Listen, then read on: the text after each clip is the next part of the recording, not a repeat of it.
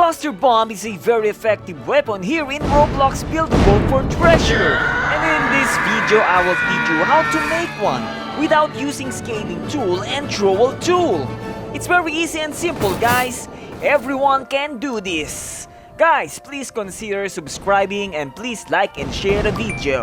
Enjoy building, guys!